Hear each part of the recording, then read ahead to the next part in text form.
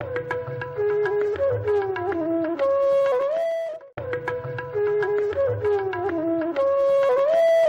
हजरात, अब हम इस मुशायरे को, इस कवि सम्मेलन को इसकी मंजिल तक पहुंचाते हैं।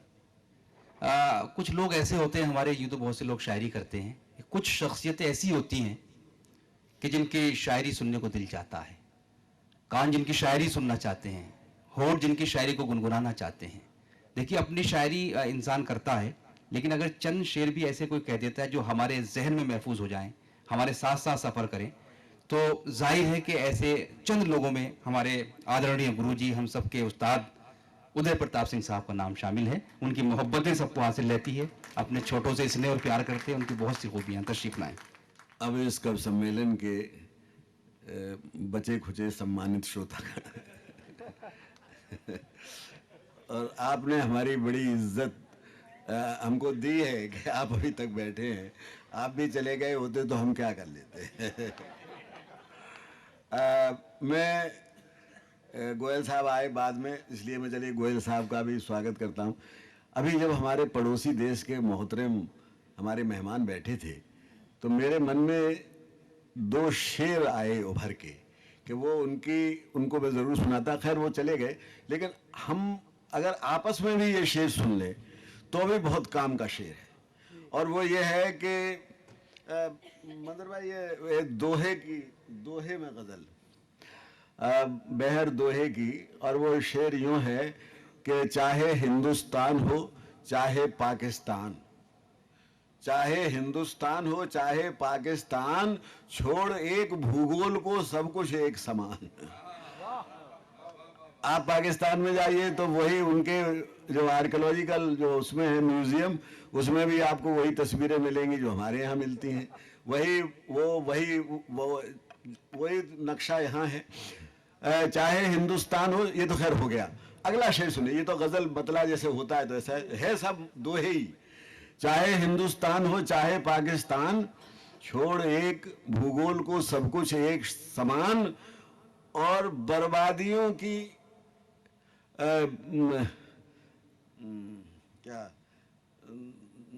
मैं वो शेर बोला, वो शेर सुन लीजिए जिसको मैं सुनाना चाहता था कि अगली पीढ़ी के लिए छोड़े क्या सामान, अगली पीढ़ी के लिए छोड़े क्या सामान, आओ मिलकर तय करें आंसू या मुस्कान। अगली पीढ़ी के लिए छोड़े क्या सामान, आओ बर्बादी की धमकियों का आदान प्रदान। वो कह रहे हमने एटम बम बना लिया, वो कह रहे हमने फला चीज बना ली। बर्बादी की धमकियों का आदान प्रदान, दहशत में है जिंदगी सकते में इंसान। और रोग गरीबी भूख का जिसके पास निदान, रोग गरीबी भूख का जिसके पास निदान, हम तो इतना जानते वो ही देश महान। अगर इनमें कंपटीशन हो तो इस बात में हो कि किसने इन चीजों को संबोधित किया है, किन्होंने समझ। खैर ये हो गया। एक छंद सुन लीजिएगा। सबने दंगों के बारे में बात कही। मेरे बड़े भाई अग्रवाल साहब ने जैसे बताया कि कल इनकी बेटी वहाँ गई और वहाँ का जो हालात देखे, और जो जिस तरह वो भावुक थे, वो मुझसे भी बात हुई। तो मैं अग्रवाल साहब, ऐसे भी लोग हैं, हम जैसे भी लोग हैं, जो कहना चाहते हैं वो ये है कि भाइयों के खून से रंगे हों भाइयों के हाथ, भावना न इतनी गलीज होनी चाहिए। भाइयों के खून से रंगे हों भाइयों के हाथ, भावना न इतनी गलीज होनी चाहिए। सदियों की करुणा दया क्षमा विलुप्त हुई, आदमी को इस पे भी खींच होनी चाहिए। और धर्मनिरपेक्ष लोकतंत्र की परंपरा में एक धर्म क्या है, ये तमीज होनी चाहिए। व्यक्ति से बड़ा है धर्म, धर्म से बड़ा है देश, देश से बड़ी न कोई चीज होनी चाहिए। अरे जब ये मुल्क ही नहीं रहेगा तो हम कहाँ रहेंगे, ये आप सोचिए। तो मैं ये कह के और फिर एक गजल के 2-3 शेर सुनाए देता हूँ आप सबको। और वो ये है कि पुरानी कश्ती को पार लेकर फकत हमारा हुनर गया है। पुरानी कश्ती को पार लेकर फकत हमारा हुनर गया है। नए खिवैये कहीं न समझे नदी का पानी उतर गया है। नए खिवैये कहीं न समझे नदी का पानी उतर गया है। और राजनीति के हवाले से शेर पढ़ता हूं कि तुम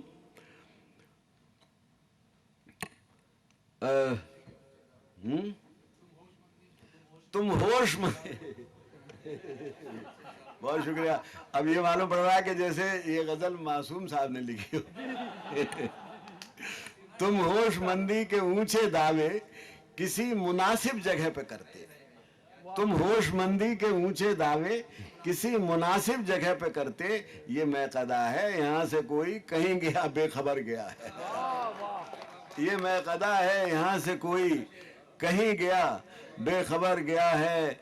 और ये शहर के उदय के बारे में कुछ न पूछो, पुरानी मस्ती अभी जमा है कि बज़्म यारा में शब गुजारी पता नहीं अब किधर गया। बहुत बहुत शुक्रिया बॉस। नहीं जी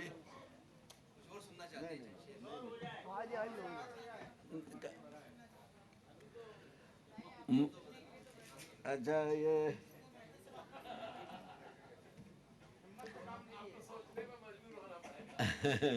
नहीं कोई ऐसा कुछ नहीं। मैं ये नहीं सोच पा रहा हूँ कि मैं छंद सुनाऊं कि क्या। छंद सुना देता हूँ। एक छंद सुन लीजिएगा, ये छंद भी सुनिएगा कि ऊंचे ऊंचे शिखरों के ऊंचे ऊंचे देवदार जो नहीं हुए तो सोच मन में न लाइए। ऊंचे ऊंचे शिखरों के ऊंचे ऊंचे देवदार जो नहीं हुए तो सोच मन में न लाइए। घाटियों में सूनी पगडंडियों की क्लांत हरने को छोटा छायादार वृक्ष बन जाइए। और चाहे किसी दीनहीन कुटिया के आसपास जंगली लता से फल फूल बिखराइए। और कुछ भी नहीं तो कहीं नीर में कमल वन होके निर्लिप्त मंद मंद मुस्काइए। और एक रम्य वाटिका में एक था कपोत युग्म, चोंच चोंच में निबद्ध मग्न मनोहार में। एक रम्य वाटिका में एक था कपोत युग्म, चोंच चोंच में निबद्ध मग्न मनोहार में। इस असार विश्व सार का गहे थे, सार सार डूबते उतरते थे प्रेम पारावार में। कोई परवाह थी न चाहती न डाहती न सुविधा असुविधा की दुविधा विचार में। सोचता हूँ दीन दुनिया से दूर थोड़ी देर, काश पक्षी होना होता मेरे अधिकार में। जब से संभाला होश मेरी काव्य चेतना ने, मेरी कल्पना में आती जाती रही चांदनी। जब से संभाला होश मेरी काव्य चेतना ने, मेरी कल्पना में आती जाती रही चांदनी। आधी आधी रात मेरी आंख से चुरा के नींद खेत खलिहान में बुलाती रही चांदनी। और सुख में तो सभी मीत होते, किंतु दुख में भी मेरे साथ साथ गीत गाती रही चांदनी। और जाने किस बात पर मैं चांदनी को भाता रहा और बिना बात मुझे भाती रही चांदनी। कल रात कमरे में खिड़की के रास्ते उतर आई किरणों की डोरी डोरी चांदनी। कल रात कमरे में खिड़की के रास्ते उतर आई किरणों की डोरी डोरी चांदनी। और देखता रहा ठगा ठगा के परियों के रूप को भी मात करती थी गोरी गोरी चांदनी। मेरे सिरहाने आके तकिए पे बैठ गई, थपकी दे गाने लगी लोरी लोरी चांदनी। और मुझको तो भेज दिया सपनों की दुनिया में, बाद में खिसक गई चोरी चोरी चांदनी। और एक शेर पढ़ के मैं खत्म करता हूँ। ये कहता हूँ कि गांव गए तो अपने पराए सब देते हैं प्यार हमें। गांव गए तो अपने पराए सब देते हैं प्यार हमें। होटल में ठहरा देते हैं शहर के रिश्तेदार हमें। बहुत धन्यवाद।